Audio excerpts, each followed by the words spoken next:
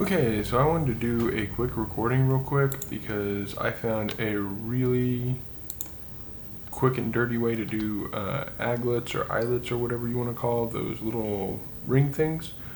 So I'm going to create a sphere just so I can show you like if you have a bunch of things that are at slightly different angles, this is a really good way to do it. So first thing I'm going to do is I'm going to subdivide this so I have more geometry to work with, and I'm just going to space these 4 vertices apart. We may end up with something that is not 100%. I'm not going to be too OCD about trying to make these evenly spaced just because this is a demonstration, and the main point that I'm trying to show you is the eyelets or aglets or whatever the heck they're called. So yeah, we've got one that's going to be off. I don't care. We're going to roll with it.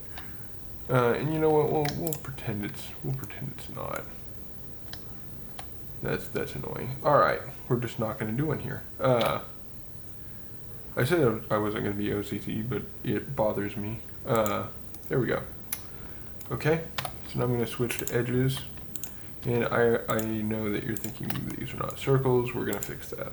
Oh my gosh, stop it.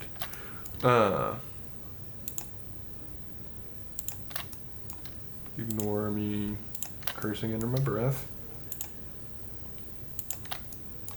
Alright, so now we have all of these selected. I'm going to right click, and under loop tools we're going to do circle. If you don't see that option, you may have to enable the plugin. That is in edit preferences. It's one of the add-ons you can add is loop tools.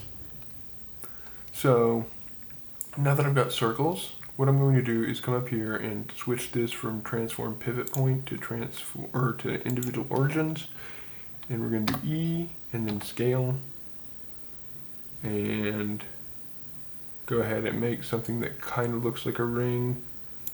And now I'm going to hit Control and plus on the numpad to get that. And then I'm going to scale these down until they kind of look like aglet holes, about the size that you want them to be. Okay, so here's the important bit. So what I'm going to do here, as you can see, I've got my holes, but you know, obviously those aren't aglets. So what I'm going to do is do Shift D, and that's going to duplicate them. I'm going to hit Escape. With those still selected, I'm going to hit P and hit selection. Now what that did, over here you see it made a new object. Okay, so this is how stupid easy it is. You just come over here to the new object you made. So I'm going to go back into edit mode, shade smooth, shade smooth, but here we're just going to come to modifiers and we're going to add a solidify. Okay, look at that, and I think it's going inside, so if that happens, you may need to, it's really quick and easy. It's easy to fix. You just scale a little bit. See, look at that. This is so easy and stupid. Look at this. You just do it to the way you want. And if you really want to make it better, you can also do a subdivision surface modifier. Like I said, it's up to you. If you want to tweak those, like as you see, they're kind of like, it's not perfect. You can just come in here. Like I said, actually, there's an even easier way. Just hit A and then hit, no, it's not. It maybe not. I thought maybe it'd let me do a minus, but no, it's not. All right, yeah, you do have to. Still though, I mean, it's much less tedious than moving aglets or eyelets or whatever. I think they're called aglets. I don't know. Anyway, yeah, much less of a hassle than moving things into place individually. Like I said, this is a really quick and dirty way to get what you need. And then individual origins is still selected, so then you just scale until you get what you want it to be, like the width or whatever. Yeah. there you go. Just like that.